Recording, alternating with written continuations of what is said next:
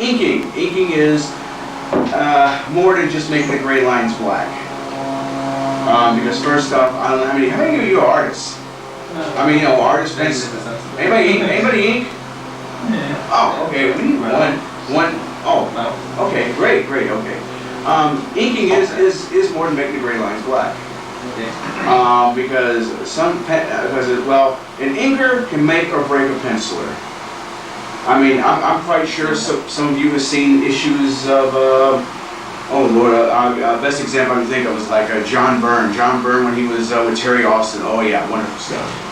John Byrne with Joe Sinnott. Now, Joe Sinnott, I have my vest over here by the way, Well, Schroeder had Beethoven, I have Joe Sinnott. Joe Sinnott, is like the uncrowned king of inkers in my humble opinion. I know everyone's going to argue, about 4 or 5 other names I say, but I'll stick with Joe. So yeah, an inker can make or break a penciler. And of course it's my job to make the penciler. Make people look at the issue and go, ooh, I don't see this, ooh, wonderful stuff. In fact, with y'all, but hopefully y'all been looking through as a primitives. This is a series by Spare Time Studios. It's basically Steve Campbell, Larry Merrill, and Wayne Wong. And I ran across them on Usenet, on the Comics Arts Comics Miscellaneous News Group, and they were mentioning primitives, and they mentioned that they would like to have an inker, and I just said, hi, guess what? I'm an inker. I sent a sample packet, they were impressed, so I'm inking starting with the second issue. In fact, I have samples of what I've done thus far, because I'm halfway through with inking the second issue. I got segments, so you can see the inks and the pencil. You might have to play pass it down. You can. So that, you have to grab by the bottom, and And to give you that, now I was blessed with the fact that Larry Merrill is a good penciler in his own right, so I didn't have to deviate, I didn't have to do anatomical corrections. I guess you could say this one I made the gray lines black, however I did have to put texture on the outer lines, like the arms and the legs, the lines where they're broad in areas and they taper off real thin in certain areas. You'll see it, you can look through the pages and see some examples. In fact, that was one of the easier pages to do because there was, white there, except for outer space. And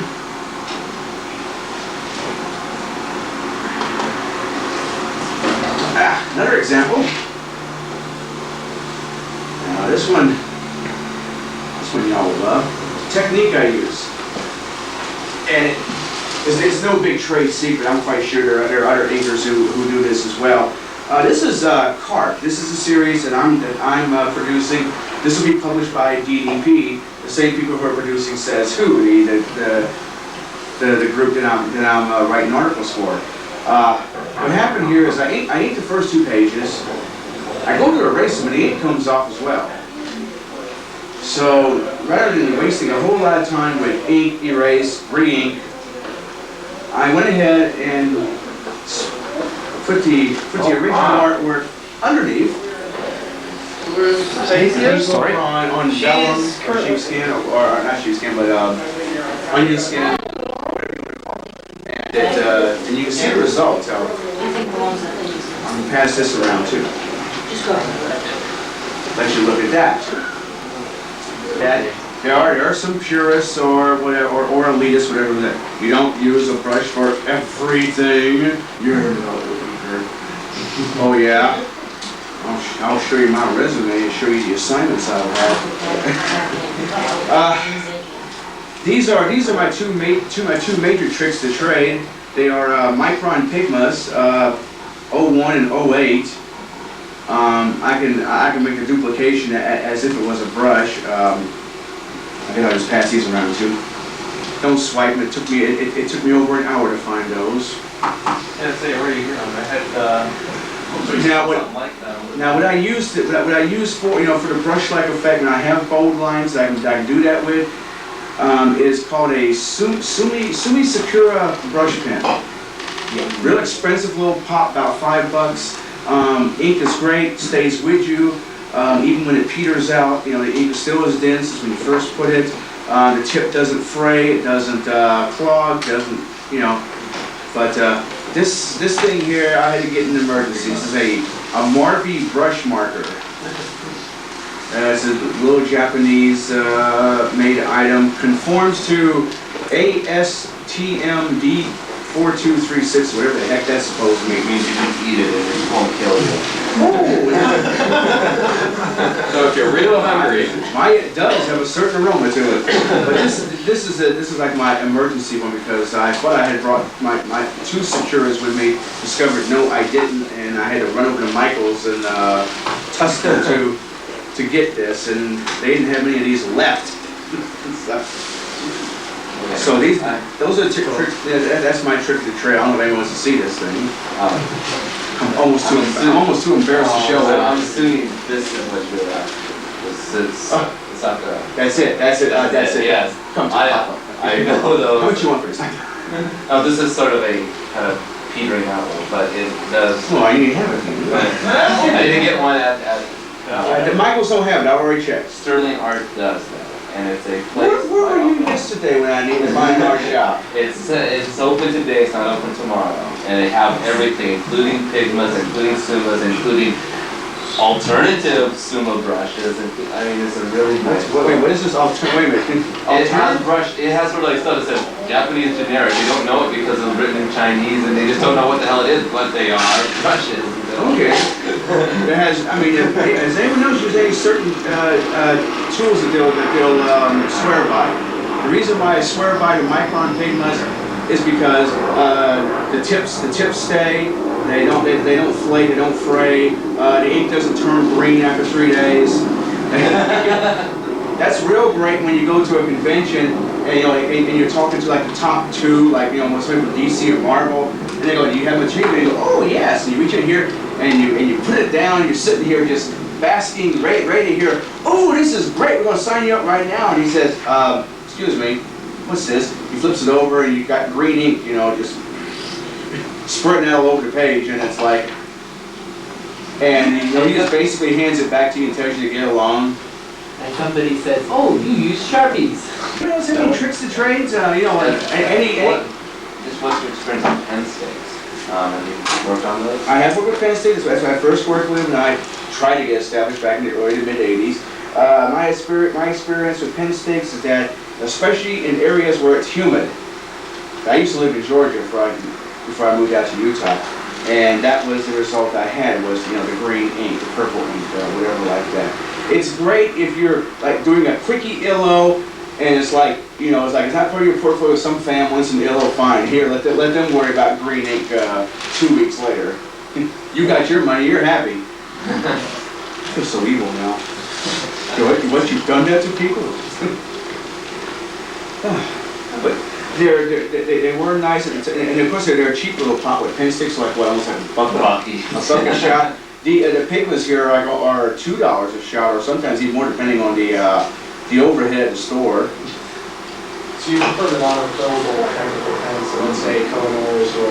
Oh, I'm quite sure Koh-i-Noors, whatever, are wonderful. I'm not knocking them. I don't know. It's just something I've always used throughout the years. And yes, I know in about 2 weeks, a week or 2, I'm going to run to the art store and pick up some more.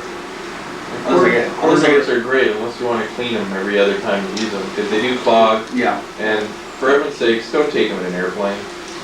Because they'll explode. Yeah. You'll take the cap off right over your nice clean artwork and it'll go and then you have to straighten out something Important safety tip. Oh, If you have to meet a deadline, don't turn a plane. Safety tip on anything you're inking, including markers and stuff, don't uncap them over your work. Always uncap them off the side. Learn that the hard way once. I wish there was they had put an art board or something for me to work on. It's gonna be a little difficult to show you what I do.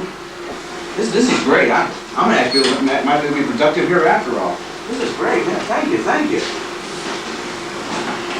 I know somebody from Constats was like, "Hey, what are you doing with that?"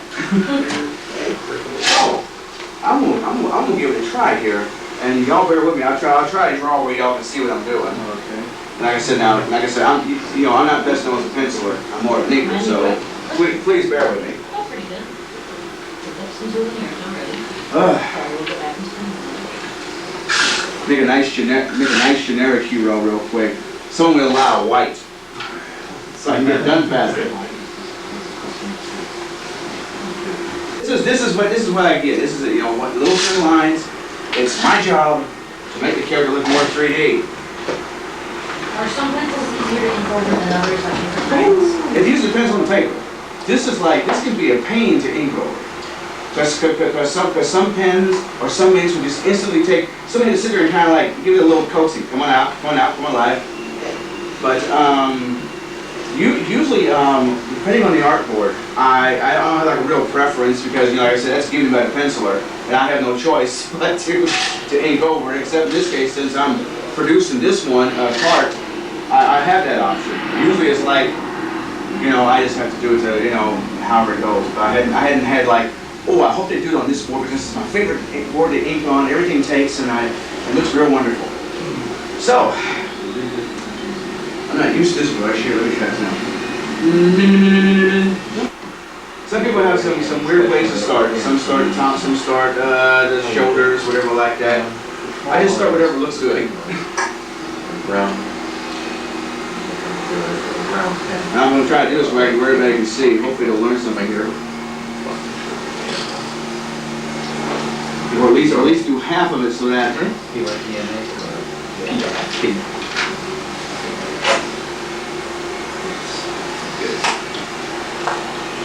funny thing happened to me on the way over here. Those may be running out. Try. Yeah, you're right. It is kind of harping out here. You've got to be more prepared for stuff. It's really good. Did you run? I use it that often. Sometimes just use it out of it. I'm not used to throwing this guy shoppable big either. I mean, you see the size of characters I draw. I'm over here doing this great big poster here. I will use many Marquis brushes, but these are good. Those are brushes. Yeah. Now here's what I mean by the shoulder. You can start like with a fairly thick line up top, and usually I use a couple of strokes here. I'm having to like do with many strokes.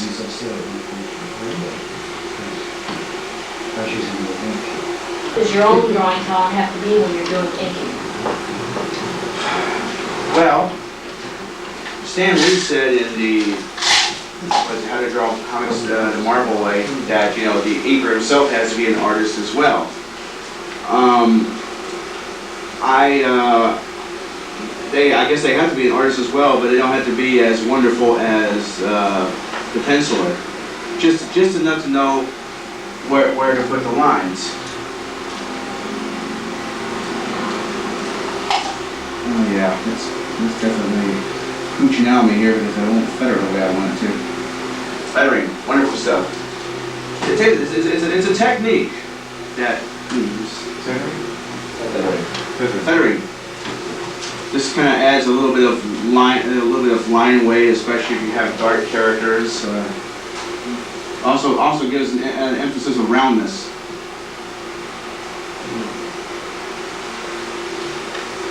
Some editors are impressed with it, some are not, especially those who use color on the interior comic because colorists complain, I can't see where stuff ends and where it begins. Okay, you're inking, you're doing some stuff. All of a sudden, you make the blotch of the century. How would what are ways to correct? What are ways to correct things that you did? Well, usually I scream at the top of my lungs for several seconds. Because that has happened on occasion, friend. Depending on how big the error is, like I said, some artists have instant repair kits that are like that. I don't. It's basically, if it's really that bad, and it's a case of, okay, if I usually make it a point to copy the pencils I have before I get started, so that if something like that does happen, I can pretty much do what I'm doing here with card, ink over it on vellum, onion skin, whatever you want to call this, and then just write a letter to the editor saying, please don't kill me for this, however, and then come up with a real good story involving kids, cats, wives, whatever, whatever you get away with. That's my solution. If anyone else has a better one, please tell me. So how do you fix minor oopses? That's Dr. Martin, white ink. It's basically a paint that you have to really work with to thin it out. You just add water to it till it's the right consistency where it'll go on and stay on and don't take 3 nights to dry. Does anyone else know any other like whites that they would use to do minor oops corrections?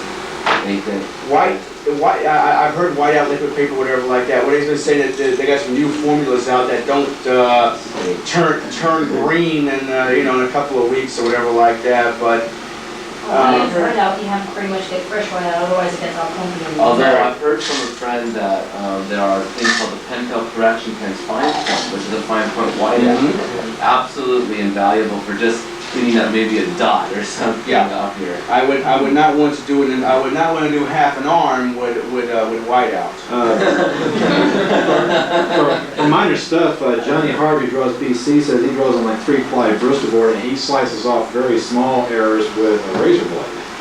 That he's got bent in like a 90-degree angle. Well, if he can do that, and his editor and whatever doesn't say what the heck did you do here, then that's all right.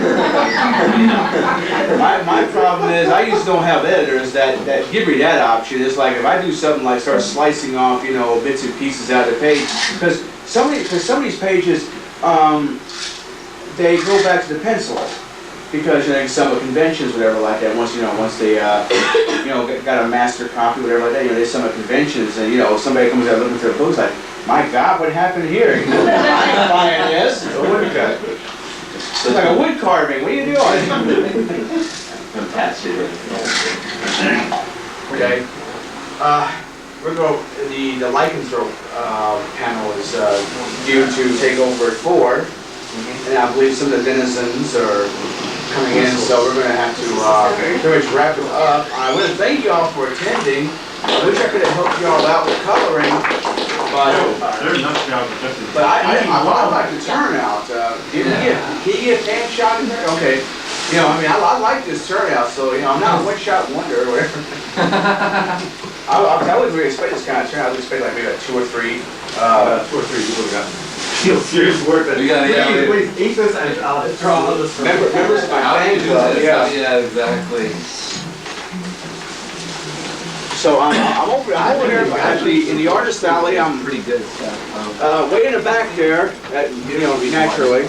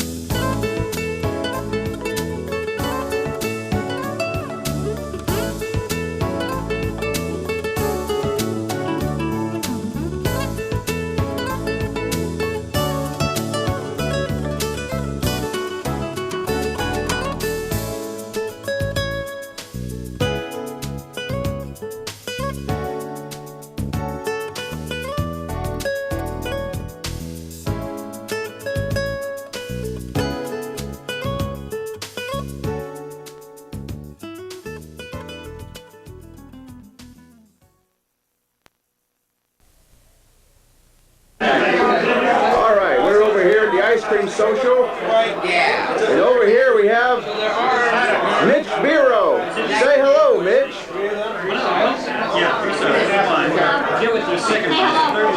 Say hello, Mitch. Hello, Mitch. All right, all right. And now our next contestant.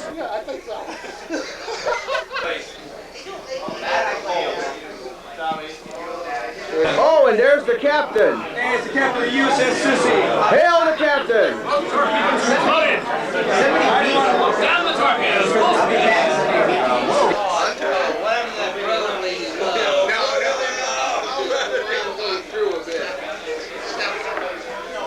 I do not condone this. Please, do not try this at home. No! Stop! No! Oh, yeah? Zip, zip, zip, zip, zip, zip, zip.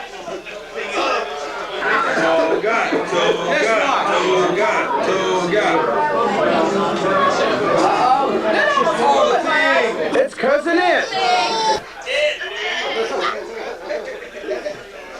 It in 96. With a beard.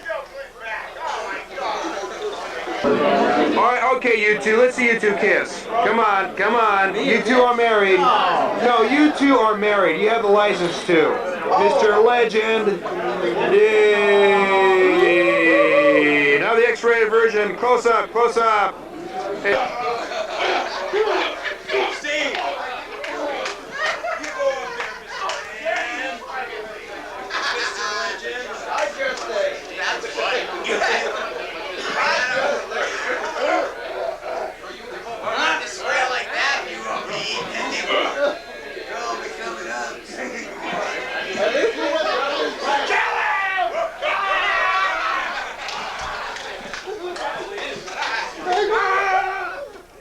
Is he dead? He's dead. Let's take the camera and show him. This is the victim. His last final grisly moments just before everybody point to Bryson. Let's all point and laugh at him. Look at the shirt. Let's all point and laugh at him.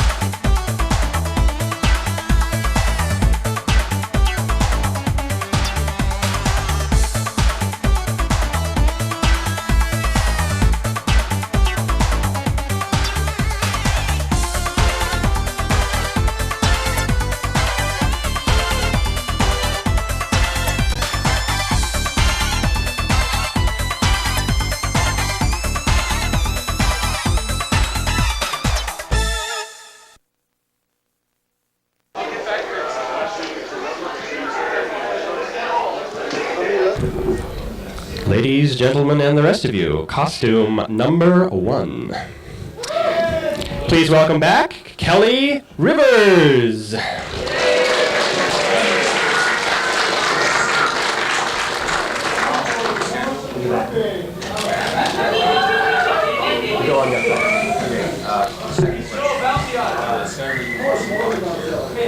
didn't fill out a form.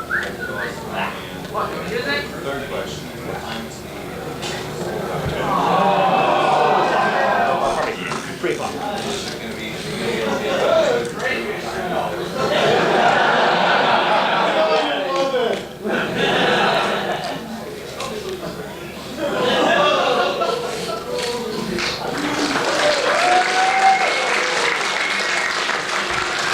Kelly Rivers, designed, built, and worn by, designed by Jerry Case, built with the help of Ben Camacho, Ed Klein, and Kishma Morales.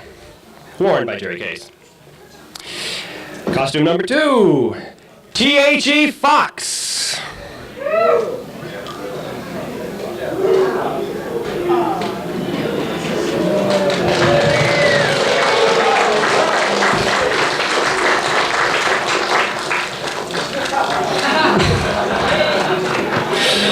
Lucky thing you didn't do that yesterday. It was Friday the 13th.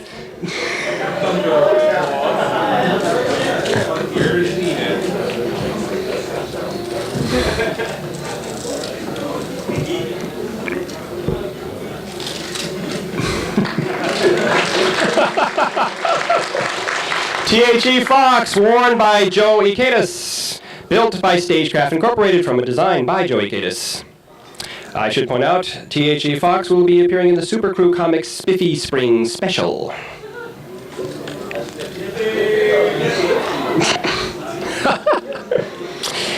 Next, we have Woodruff and Intrepid, the Interpredator. He's shy. Come on,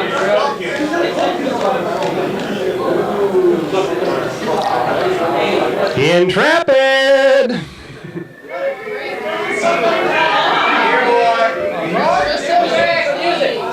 Oh, music.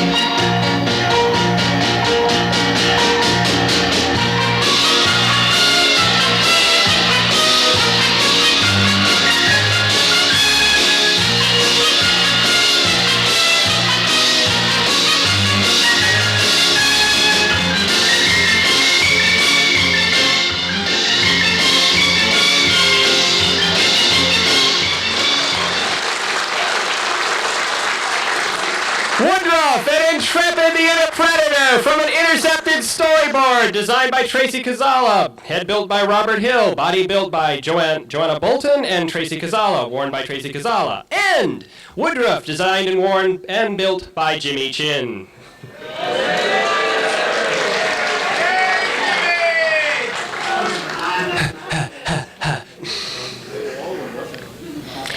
Next we have costume number 4, Mange.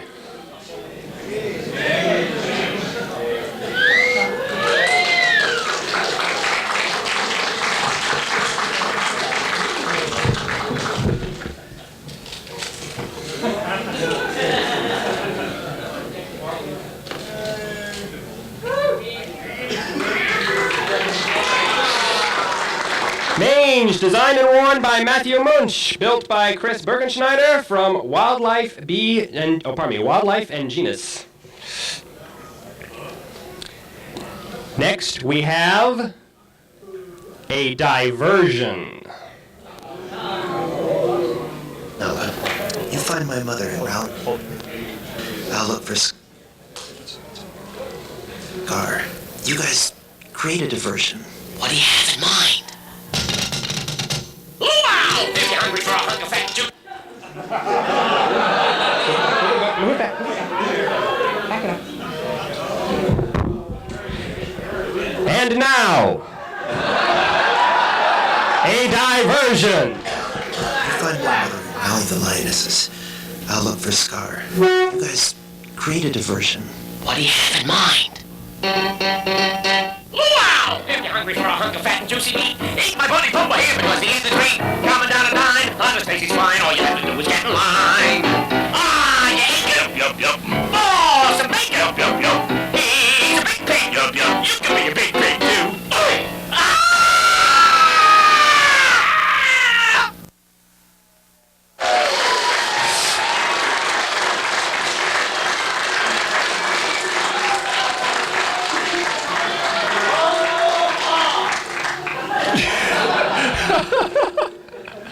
Timon, from The Lion King, Timon, built and worn by Larry Adams.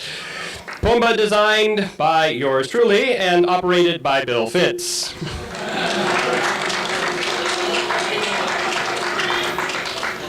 You know we're never going to get away from it. It means more furries for the rest of our days. Next costume, Lantra Black Otter.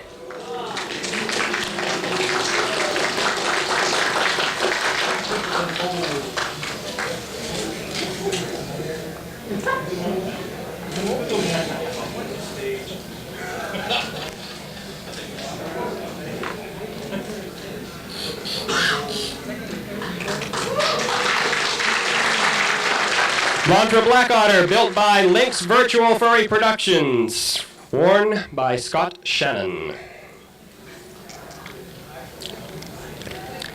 Next we have the Euclidean Jedi Knight.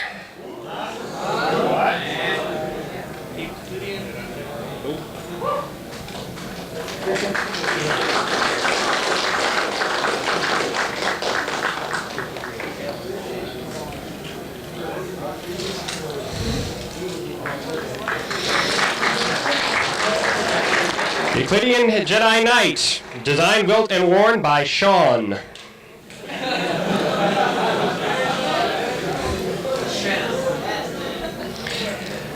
Next we have Tashta, the dancer from the Serengeti.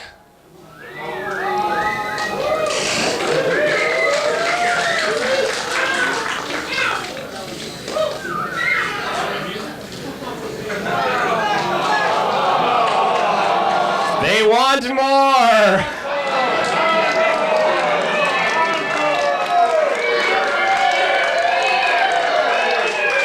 We've got a runway, use it. Woo!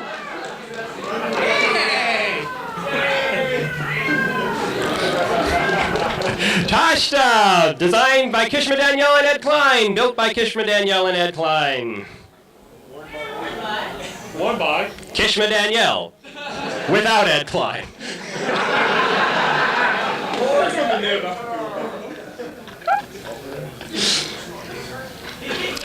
Next we have Furlup, a really big wolf.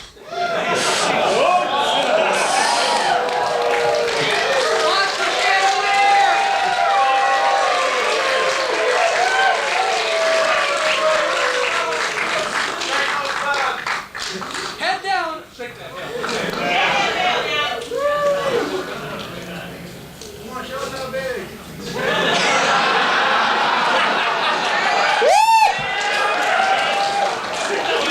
How do you really feel?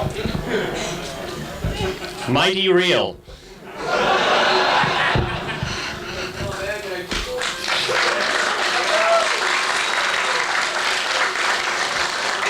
Oh, I'm so glad they're reintroducing them from Canada.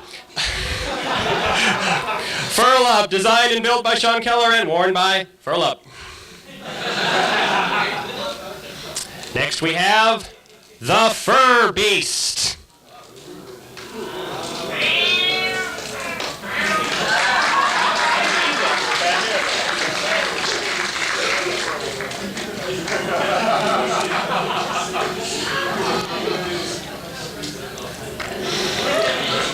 The Fur Beast, designed, built, and worn by Dean Ricks.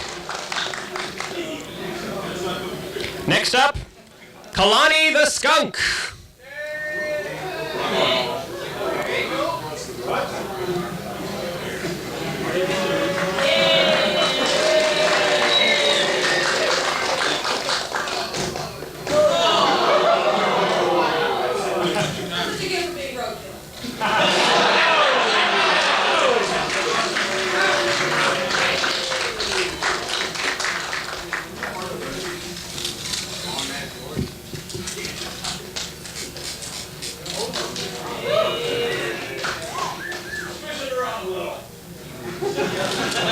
Are you sure?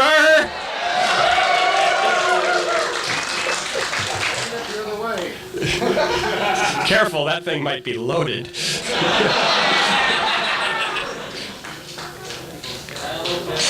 Kalani the Skunk, designed, built, and worn by Brandy McDaniel. And always remember to look both ways when crossing the street. Next up, Marquis.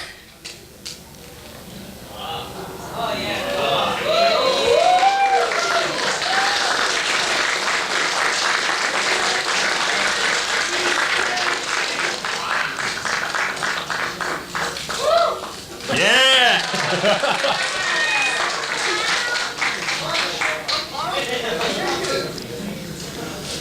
Johnny Chicken.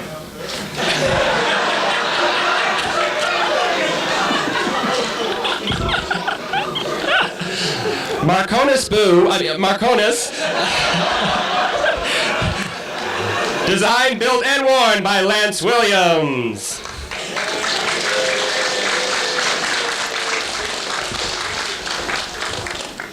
Next up, Rick O'Links.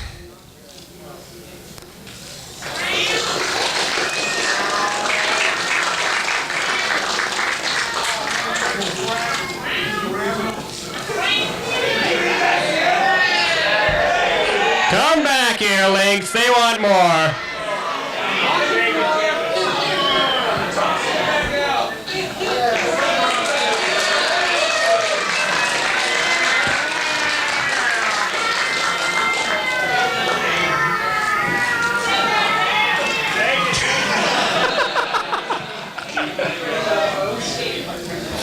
Rick O'Links from Furry Muck, built and designed by Lynx of Virtual Furry Productions.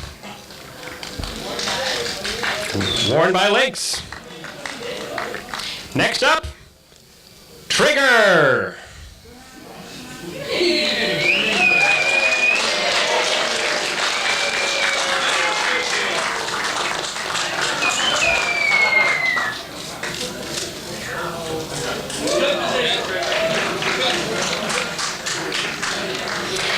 Trigger, designed, built, and worn by Kevin Kelm.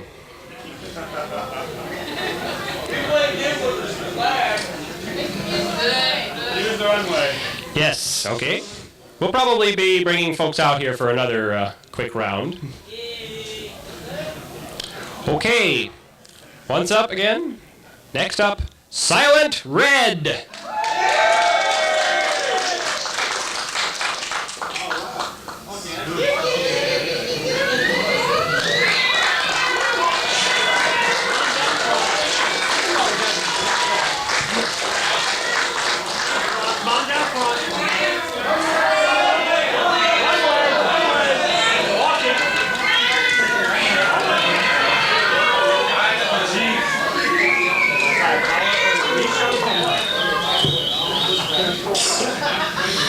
Silent Red, designed, created, and worn by Sandy Wilkinson.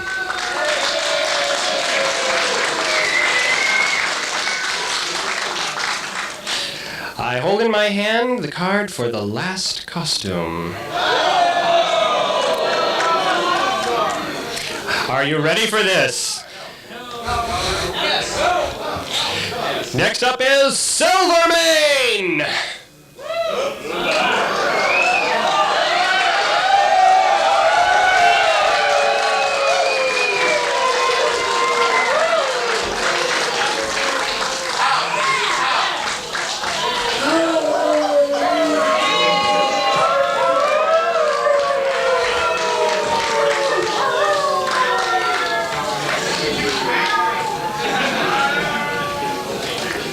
Silvermane, designed, built, and worn by Wolf Corlett.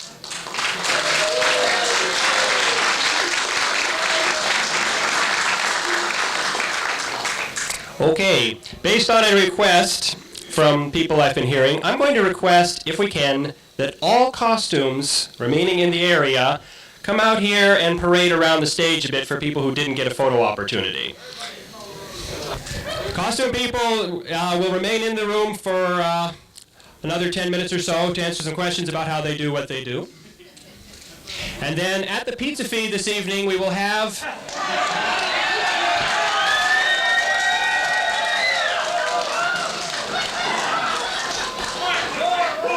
No, we won't have that. That's not till the cabaret.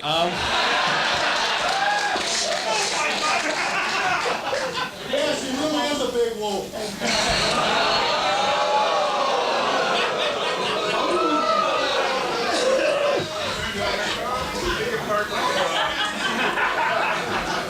Well, that really threw us for a loop.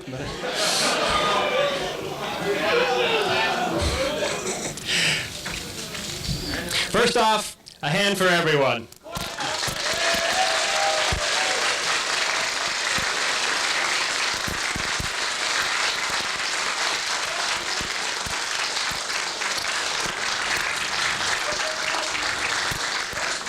At the pizza feed this evening, we will have a list up of the costumes you see before you. And again, we will have ballots available. Please pick your 2 favorite costumes among what you see before you.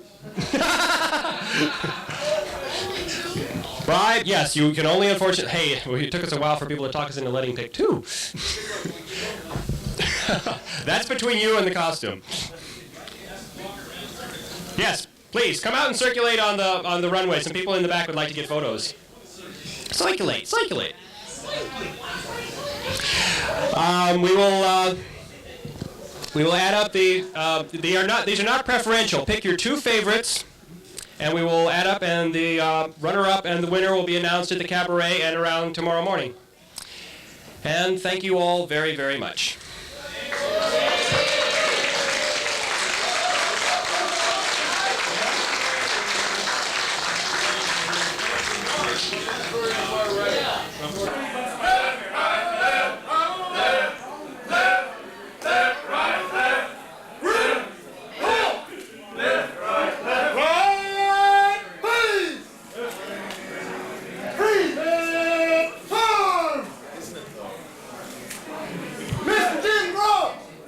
Congratulations for popping out one little baby Groatling. We present to you this bottle of champagne and our honors, sir!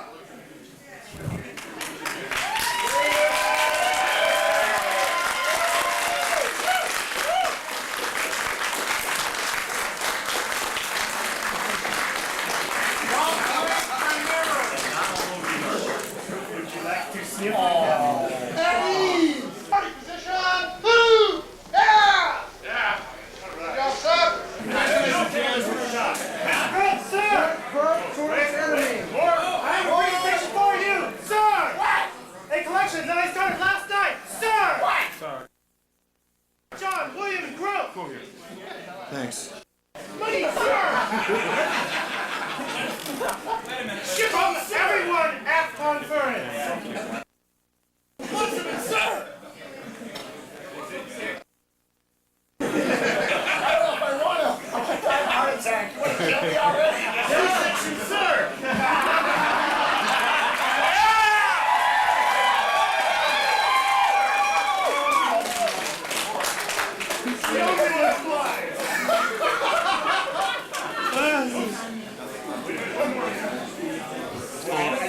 It's obviously full of sea rations.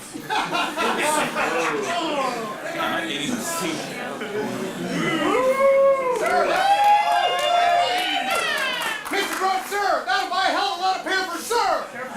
That's the C-section bill there. My man has to get well over $300.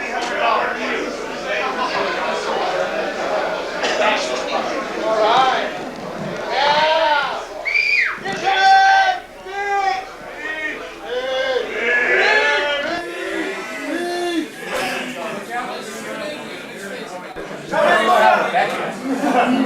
Is this thing pocket locked?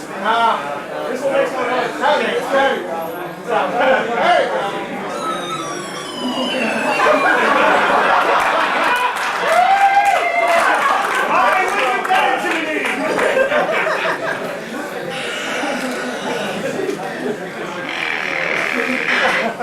First, let me say this. I had a talk with Rebecca last night, this morning.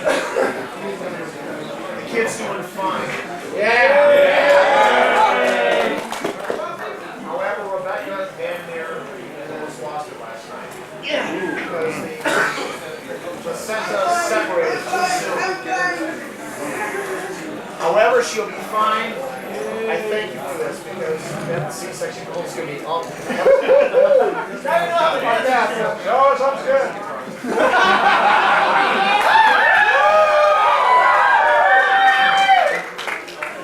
How's the father doing? Nervous as hell. Damn proud of everything. How big is it? 7.5 pounds. 2.5 inches. How big is the baby?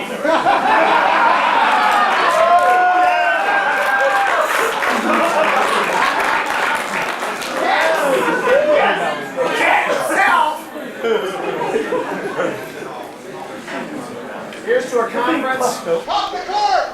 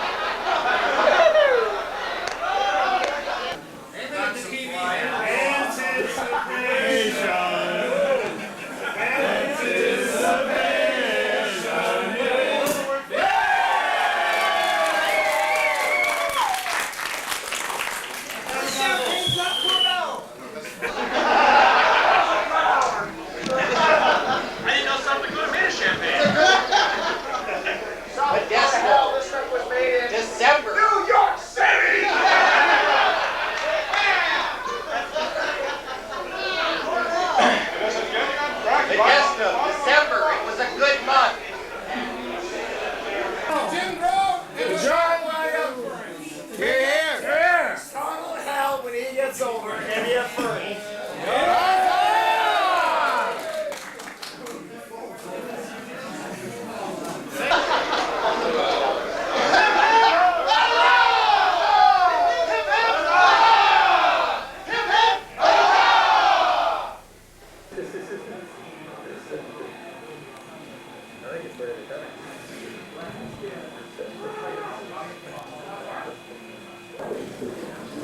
From beginning to end, how long did it take approximately?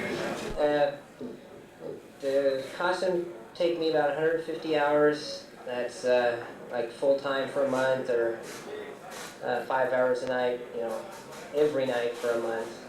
And they generally cost about $150 to make. Yeah, but like I said, I do it cheap. It's $20 worth of foam, $100 worth of fur, and a little bit of super sculpey and paint and flowers.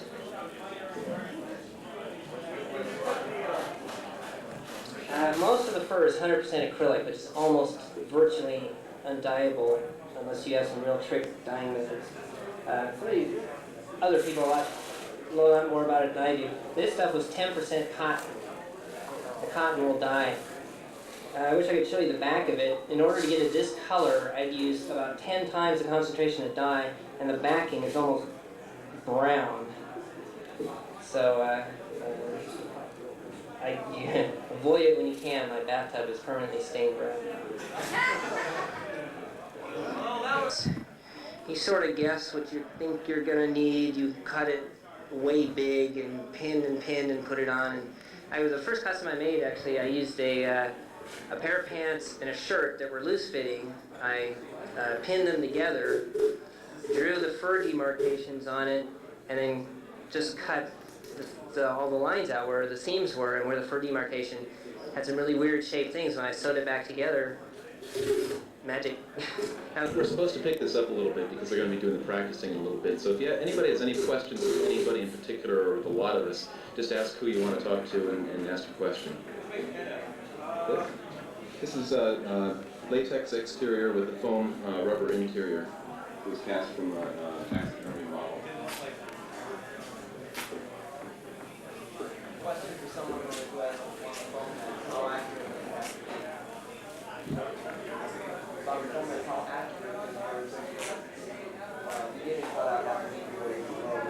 something like this. I'm sorry. For a long fur like this, you don't have to be real careful doing the foam work underneath. Like all the foam buildup on the body, all I did is it's 1-inch foam with the corners only cut off and just roughly shaped with a pair of scissors. And the fur takes care of all the rest of it. The fur is also, long fur like this is real good to hide mistakes and rips and that sort of thing. There's a very large rip y'all can't see right here. That's completely covered by the fur. Any other questions?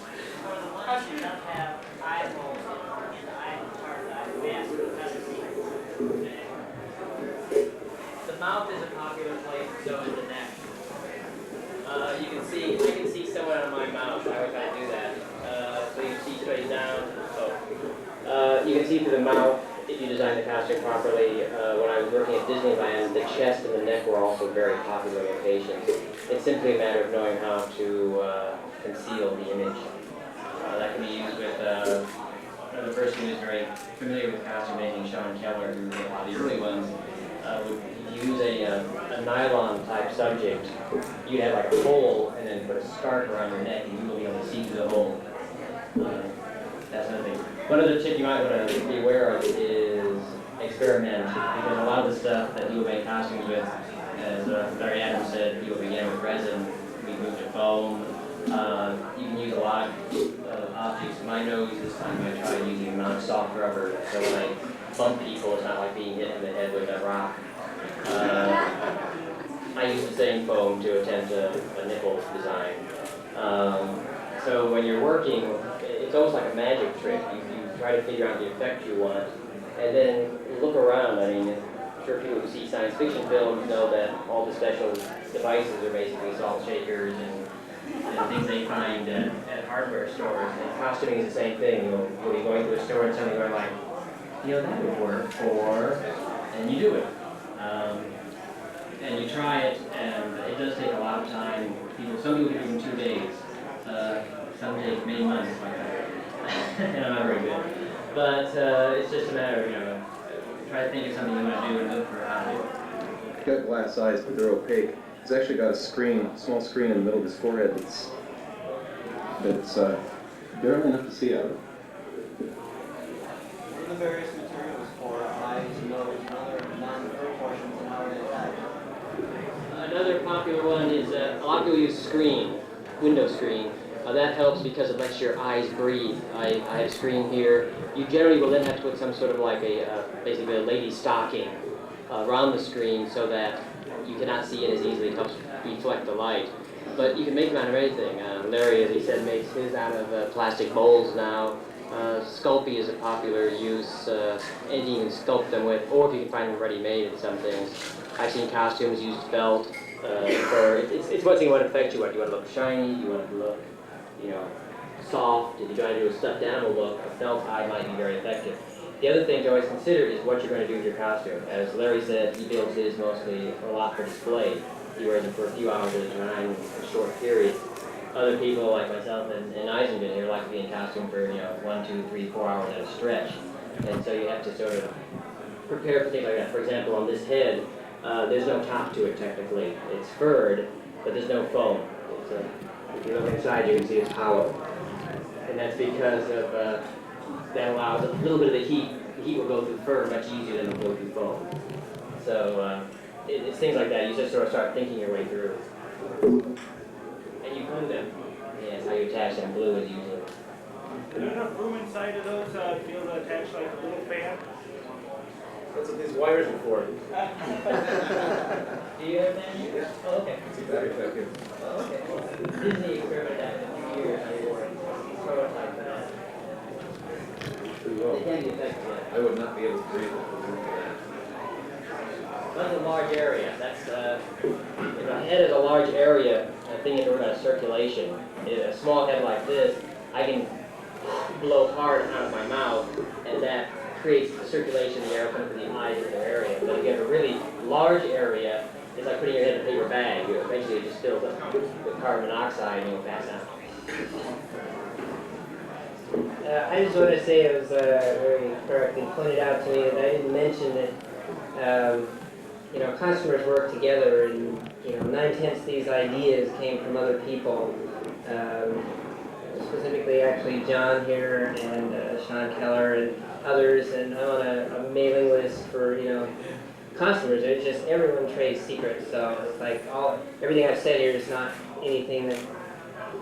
There's a couple of things that I've innovated, but like I said, 9/10 of it I've gotten from everyone else, and that's basically the way it works. It's sort of like art. You see something you like, and you try to figure out how they did it, or you copy it. It's like, here's a better idea. You see a foam head that's really heavy, you go like, yeah, the foam is lighter. Or like, gee, this fur did look better, or worked better. And you learn simple tricks in coloring. You made your hands a different color, you don't notice the gloves. Stuff like that.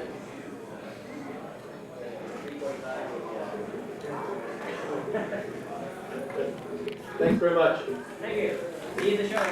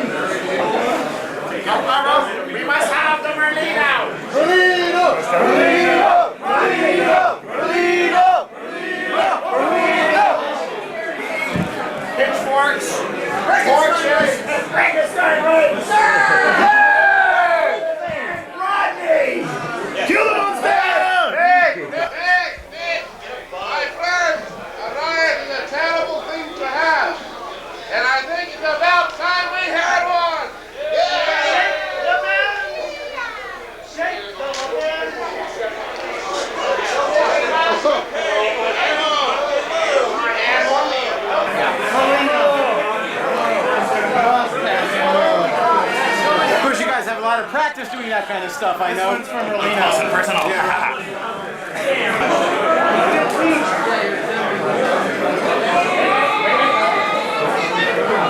The better the cans are shaken, the less they'll stay. And mix it well, you don't have to really stay. Okay, I got 2 more rounds. Hey, here. Hey, behind you. Shake them well, the better they're shaken, the less they'll stain. Yes, shake your cow. Wait a second.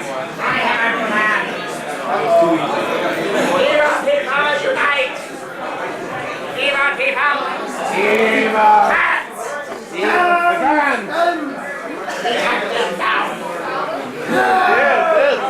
killed the beast! We housed the tremendous psychedelic cousinette! Yeah, I hate it when people block it when I'm trying to tape, you know? Try and get a good shot and they always walk right in the lens, you know? Really gets the internet. What? Where is he?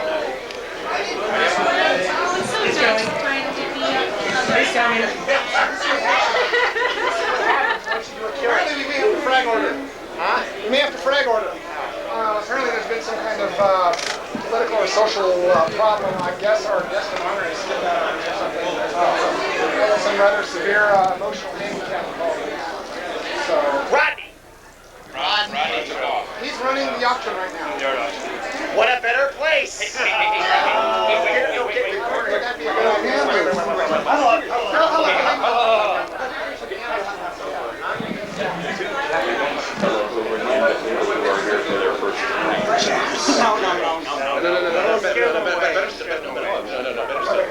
be a good idea? We got Trish and I just starting contest each the first time. What kind of way to initiate the wonderful world of ConFURence and take a go at it. What do you think? Sounds good to me. Trish and I? Actually, if we do half loads, we can still cover her and get someone else. Cover who? Trish and I? Trish and I? No. I'd be afraid to cover her with this stuff. She might scream. Who is the cherry dog? I still think the Japanese. The Japs. Tigger. No. That's fatal. Let's ambush Rodney and then come down to our house. We can, no. Go on for another hour. No. Just say, somebody go in this. Rodney, there's an emergency. Get your butt out here. I can do that. All right. Jen, you go and get ready to run into the front. Get your ass out. We've got official security is coming out there. You go.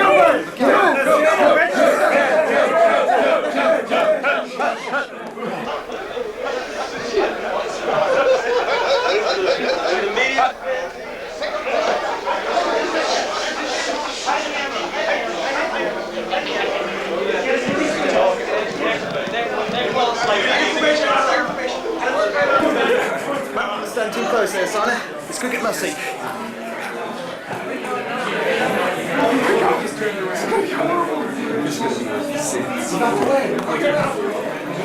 It's capture on video. Yes, goes first.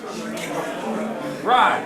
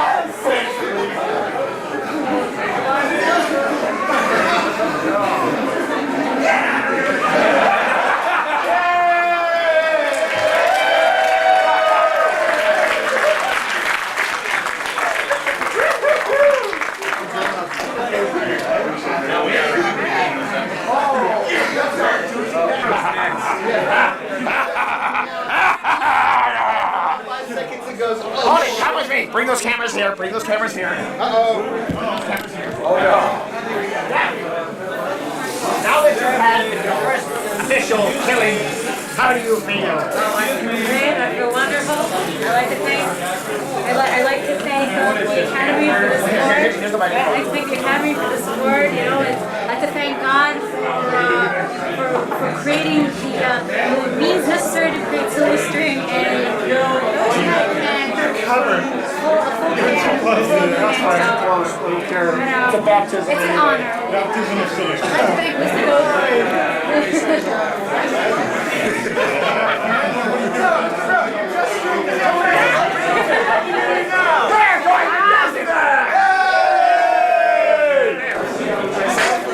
I wonder if Rodney will sign my can.